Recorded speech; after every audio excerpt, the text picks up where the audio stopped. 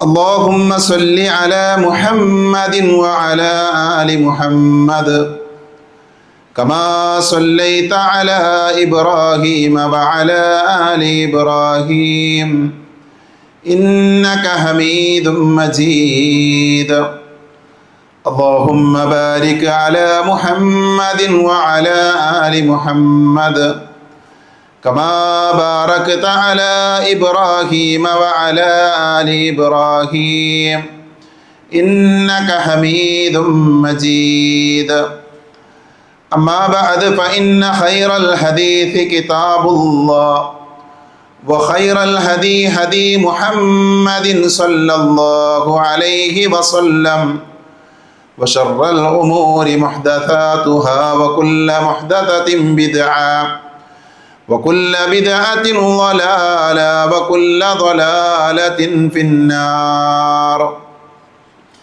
أعوذ بالله من الشيطان الرجيم.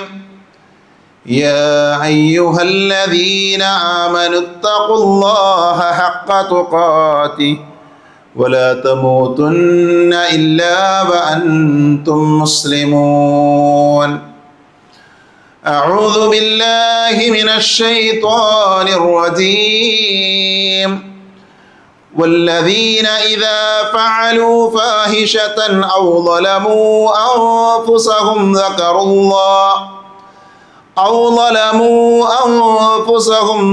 الله فاستغفروا لذنوبهم ومن يغفر الذنوب إلا الله ولم يصروا على ما فعلوا وهم يعلمون. പരിശുദ്ധമായ അള്ളാഹുവിൻ്റെ ഭവനത്തിൽ ഒരുമിച്ച് ചേർന്ന സഹോദരങ്ങളെ, സഹോദരികളെ, സർവ്വലോക രക്ഷിതാവായ അള്ളാഹുവിനെ സൂക്ഷിക്കണേ എന്ന് സംസാരിക്കുന്ന എന്നോടും കേൾക്കുന്ന നിങ്ങളോടും വളരെയധികം സ്നേഹത്തോടുകൂടെ ഓർമ്മപ്പെടുത്തുകയാണ്, ഉപദേശിക്കുകയാണ്. ഇമാം മുസ്ലിം ഉദ്ധരിക്കുന്ന സ്വഹീഹായ ഹദീസിൽ നബി സല്ലല്ലാഹു അലൈഹി വസല്ലമയുടെ സമീപത്ത് ഒരു മനുഷ്യൻ കടന്നു വരികയും റസൂലുള്ളാഹിയുടെ മുന്നിൽ വെച്ച് അയാൾ തൻ്റെ ഇടത് കൈകൊണ്ട് ഭക്ഷണം കഴിക്കുകയും ചെയ്ത ഒരു ചരിത്രമുണ്ട്. സലമത്ത് ബിനു അഖബ ഉദ്ധരിക്കുന്ന ഹദീസിൽ അദ്ദേഹം പറയുന്നത് അഖല റജുലൻ ഇൻദ നബി സല്ലല്ലാഹു അലൈഹി വസല്ലം ബിഷിമാലിഹി. നബിയുടെ സമീപത്ത് വെച്ച് ഒരാൾ ഇടത് കൈകൊണ്ട് ഭക്ഷണം കഴിച്ചു. ആ സമയത്ത് നബി സല്ലല്ലാഹു അലൈഹി വസല്ലം പറഞ്ഞു, ഫഖാല ലഹു, അള്ളാഹിൻ്റെ റസൂൽ അയാളോട് പറഞ്ഞു, കുൽ ബിയമീനിക, നീ നിൻ്റെ വലത് കൈ കൊണ്ട് ഭക്ഷണം കഴിക്കൂ, വലത് കൈ ഉപയോഗിക്കൂ. അത് കേട്ട ആ മനുഷ്യൻ പറഞ്ഞു, ഫഖാല, അയാൾ പറഞ്ഞു, ലാ അസ്തതിഉ, എനിക്കതിന് സാധ്യമല്ല, ഞാനത് ചെയ്യില്ല എന്നർത്ഥം. ആ സമയത്ത് പ്രവാചകൻ പറയുന്നുണ്ട്, മാ മനഅഹു ഇല്ലൽ കിബർ ഫഖാല സല്ലല്ലാഹു അലൈഹി വസല്ലം ലാ അസ്തതഅത. അയാളെ നബിയുടെ കൽപ്പന കേൾക്കാൻ വിസമ്മതിച്ചത് കിബിറാണ്, അഹങ്കാരമാണ്. അവൻ നബി സല്ലല്ലാഹു അലൈഹി വസല്ലം അയാളോട് പറഞ്ഞു, താങ്കൾക്കതിന് കഴിയാതിരിക്കട്ടെ. നബി എന്താണ് പറഞ്ഞത്? വലത് കൈകൊണ്ട് ഭക്ഷണം കഴിക്കണമെന്ന് ഉപദേശിച്ചതാണ്. ആ ഉപദേശം കേട്ട മനുഷ്യൻ പറഞ്ഞത്, എനിക്കതിന് സാധ്യമല്ല, കഴിയില്ല എന്നാണ്. റസൂലുള്ളാഹി പറഞ്ഞത്, നിനക്കതിന് കഴിയാതിരിക്കട്ടെ. ഹദീസിൻ്റെ അവസാന ഭാഗത്ത് കാണാം,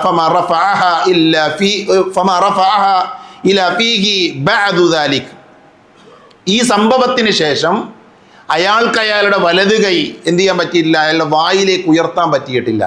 കാരണം നബി സല്ലല്ലാഹു അലൈഹി വസല്ലമ പറഞ്ഞ ഒരു കാര്യമാണത്. ഞാൻ ഈ ചരിത്രം, ഈ സംഭവം ഒരു ഖുത്ബയുടെ ആമുഖമായി പറയാനുള്ള കാരണം, ഒരു മനുഷ്യനൊരു തെറ്റ് ചെയ്യുകയാണ്, ഒരാൾ തിന്മ പ്രവർത്തിക്കുകയാണ്. ആ തിന്മ പ്രവർത്തിക്കുന്ന മനുഷ്യനോട് അത് തിന്മയാണ് എന്ന് മനസ്സിലാക്കി, അത് തെറ്റാണ് എന്ന് മനസ്സിലാക്കിയ റസൂലുള്ളാഹി സ്വല്ലല്ലാഹു അലൈഹി വസല്ലം അത് ചെയ്യരുത് എന്ന് പറയുന്നു. അത് ആവർത്തിക്കരുത്, ഒഴിവാക്കണമെന്ന് പറയുന്നു, അല്ലെങ്കിൽ നന്മ ചെയ്യണമെന്ന് പറയുന്നു. അയാളൊരു തെറ്റിലാണ്, അയാളൊരു തിന്മയിലാണ്. പക്ഷെ അയാൾ പറഞ്ഞ വാചകം എന്താ? എനിക്കതിന് സാധ്യമല്ല. അഥവാ അയാളുടെ തെറ്റിൽ ഉറച്ചു നിന്നു എന്നുള്ളത് ഗൗരവമായ കുറ്റമാണ്. ഇത് നമുക്കെല്ലാവർക്കുമുള്ളൊരു പാഠമാണ്. നമ്മുടെ ജീവിതത്തിൽ നമ്മൾ പല കാര്യങ്ങളും ചെയ്തുകൊണ്ടിരിക്കുന്നുണ്ട്, പ്രവർത്തിച്ചു കൊണ്ടിരിക്കുന്നുണ്ട്. ധാരാളം കാര്യങ്ങൾ ചെയ്യുന്ന ആളുകൾ, നന്മകൾ ചെയ്യുന്ന ആളുകളുണ്ട്. നന്മകൾ ചെയ്യുന്നതിൻ്റെ കൂടെ തന്നെ പല തിന്മകളും പ്രവർത്തിക്കുന്ന ആളുകളുണ്ട്. അപ്പം തിന്മകൾ പ്രവർത്തിക്കുന്ന ആളുകൾ, തെറ്റുകൾ ചെയ്യുന്ന ആളുകൾ, അവർക്ക് പഠിക്കാനുള്ള വലിയ ഒരു പാഠം ഈ ഹദീസിലുണ്ട്. തെറ്റ് ചെയ്യുന്ന ആളുകൾ, തിന്മ ചെയ്യുന്ന ആളുകൾ ആ തിന്മകളിൽ ഉറച്ചു നിൽക്കാൻ പാടില്ല. ആ തിന്മകൾ അവരെന്ത് ചെയ്യണം? അവരൊഴിവാക്കണം.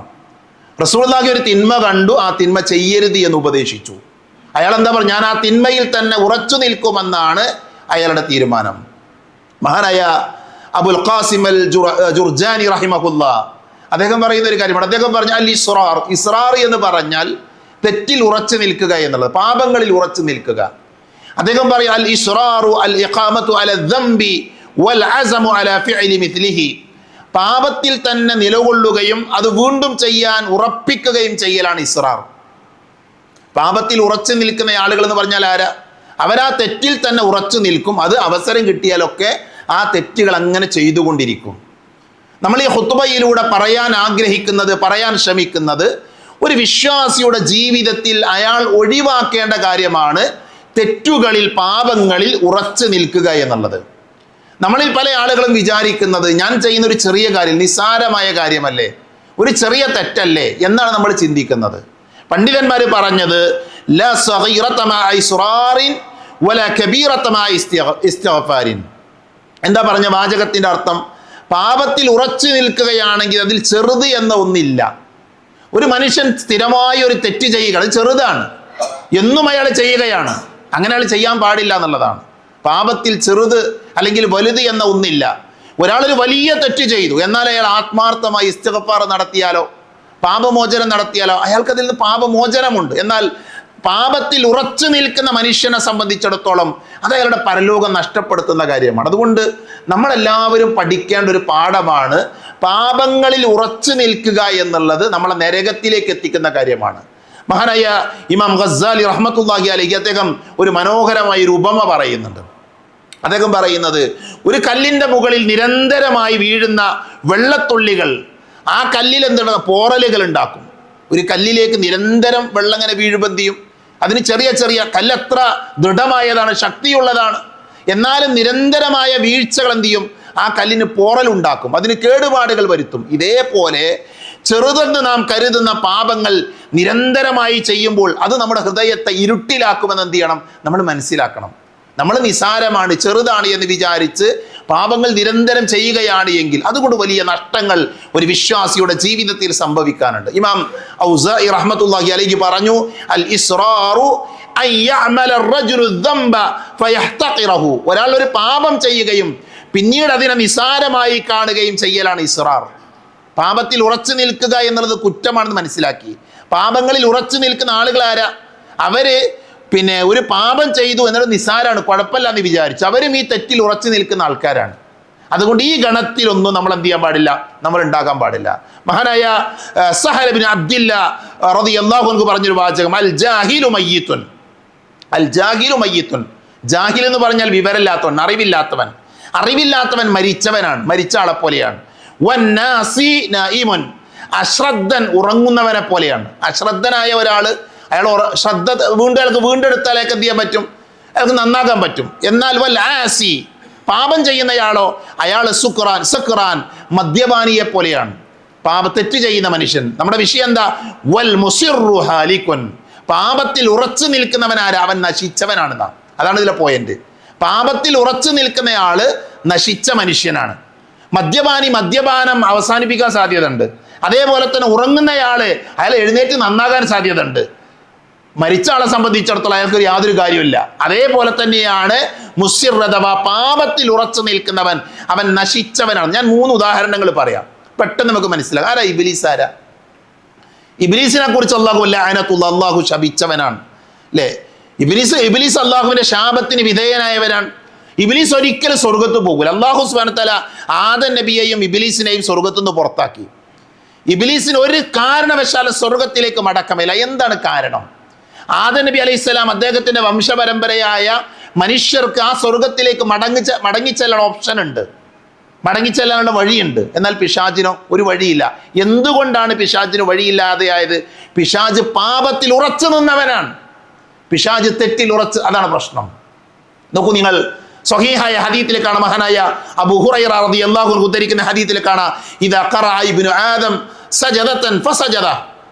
മനുഷ്യരായ ആളുകൾ, ആദമിന്റെ സന്തതികൾ, അവർ ഖുർആൻ ഓതുന്ന സമയത്ത് വിശുദ്ധ ഖുർആനിൽ സജദയുടെ തിലാവത്തിന്റെ സുജൂദ് കാണും. ഖുർആനിൽ ചില സ്ഥലങ്ങളിൽ തിലാവത്തിന്റെ സുജൂദുണ്ട്.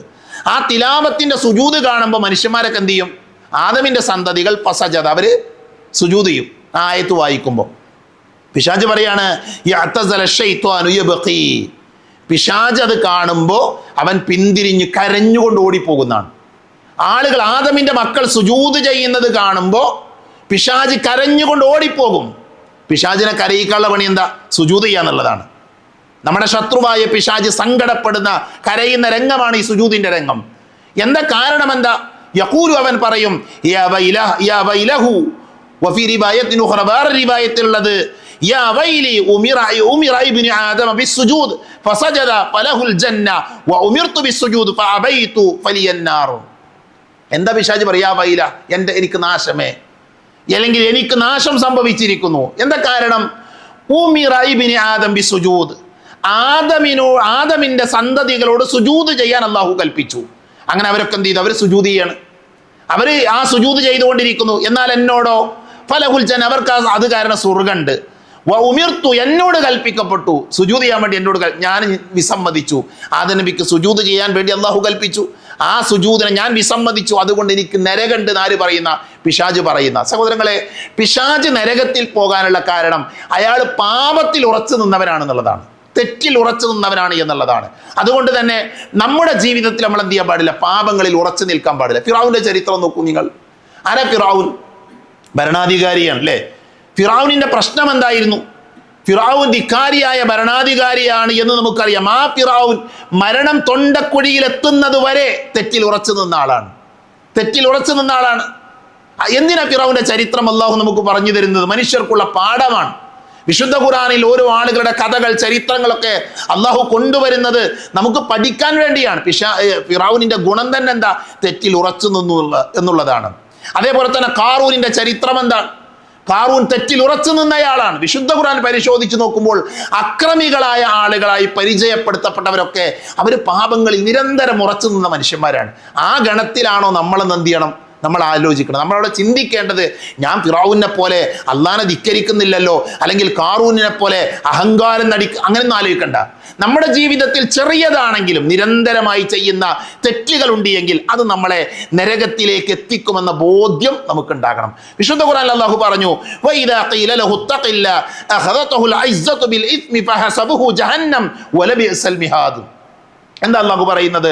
അല്ലാഹുവെ സൂക്ഷിക്കുക എന്ന് അവരോട് ആരെങ്കിലും പറഞ്ഞാൽ ദുരഭിമാനം അവരെ ആ പാപത്തിൽ പിടിച്ചു നിർത്തുന്നു എന്നുള്ളതാണ്. പലിശ വാങ്ങരുത് നമ്മൾ കേട്ടിട്ടുണ്ട്. എന്നിട്ട് നമ്മൾ ബാങ്കുകളിലേക്ക് ഓടുന്നവരാണ് എങ്കിൽ നമ്മൾ ആരാ?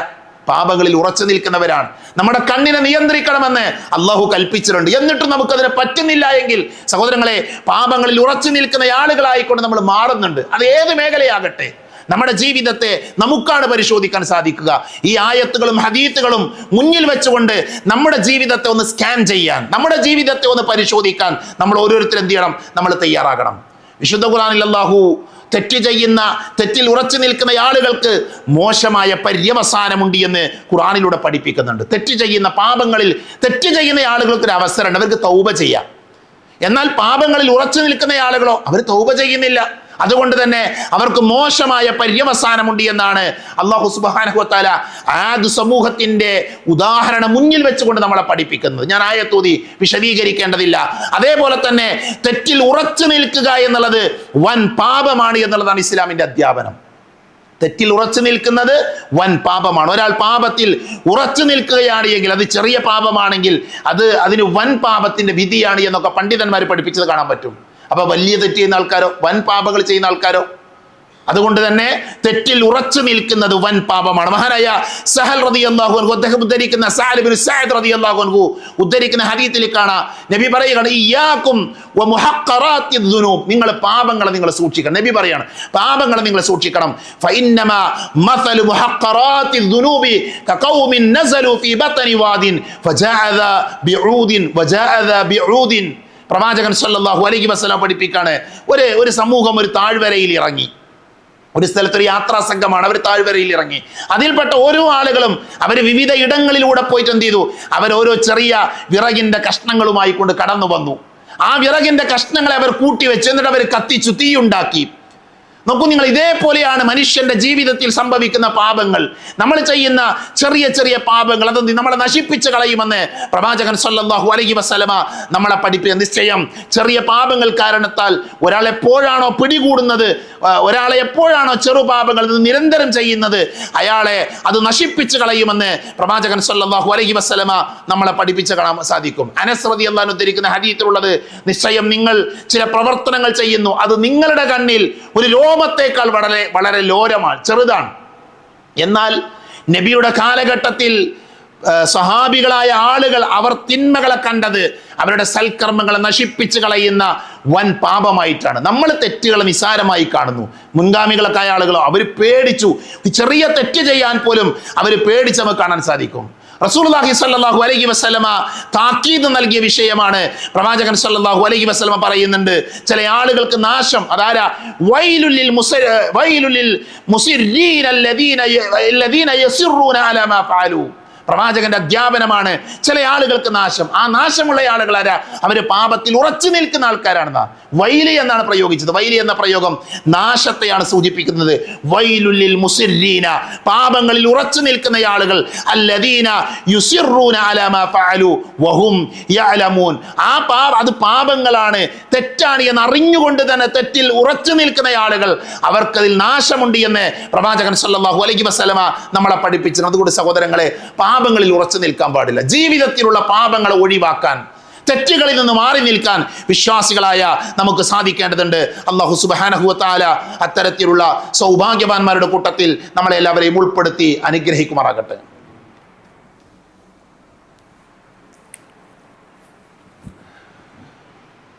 അൽഹംദുലില്ലാഹ് വസ്സലാത്തു വസ്സലാമു അലാ റസൂലില്ലാഹ് വഅലാ ആലിഹി വഅസ്ഹാബിഹി അജ്മഈൻ. അമ്മാ ബഅദ്. ഒരിക്കൽ കൂടെ അള്ളാഹുവിനെ സൂക്ഷിക്കണേ എന്ന് ഓർമ്മപ്പെടുത്തുകയാണ്. വിശുദ്ധ ഖുർആനിലെ 3-ാം അധ്യായം സൂറത്തു ആലു ഇമ്രാൻ 135-ാമത്തെ ആയത്തിൽ അള്ളാഹു മുത്തഖികളായ ആളുകളുടെ ഗുണം പറയുന്നുണ്ട്.